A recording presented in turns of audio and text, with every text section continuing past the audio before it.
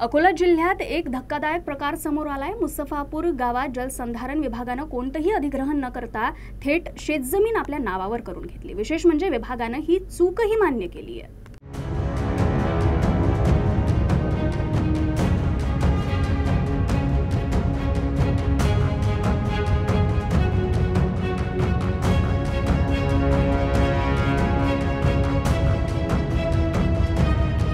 साठवण तलावासाठी जमीन न दिल्यानं शासनानं त्या ठिकाणी साठवण तलाव केला आणि मुसळधार पावसामुळे हा साठवण तलाव भरून शेतात गेला।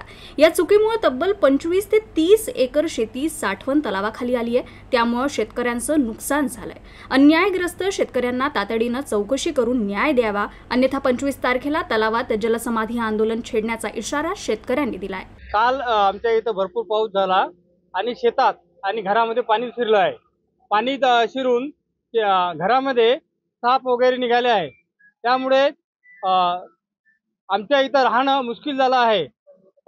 मुद्रा व जलसंधारण विभागाने कुठलाही मोबदला न देता त्यांनी आमचं हे 7/12 त्यांच्या नावाने करून घेतला आहे आणि कुठलाही मोबदला दिला नाही। त्यामुळे शासनाने लवकरात लवकर मोबदला द्यावा, नाही दिल्यास आम्ही इथं जलसमाधी घेणार आहे आणि 25 तारखेला। दरम्यान प्रशासनानं चूक मान्य केली असून जमीन परत शेतकऱ्यांच्या नावावर करण्याचे आदेश दिलेत, असं उपविभागीय अधिकारी डॉक्टर शरद जावळे यांनी स्पष्ट केलंय। याच्यामध्ये जे मुस्तफापूर येथील शेतकरी आहे भगवान किसन पंडित यांचं 2021 मध्ये सुद्धा 1 हेक्टर 68 आर जमीन आपण संपादित केली होती।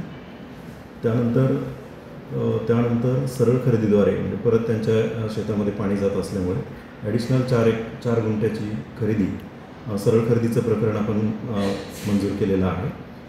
आमच्याकडे सध्या कमी जास्त पत्रक करण्याची मोहीम सुरू आहे।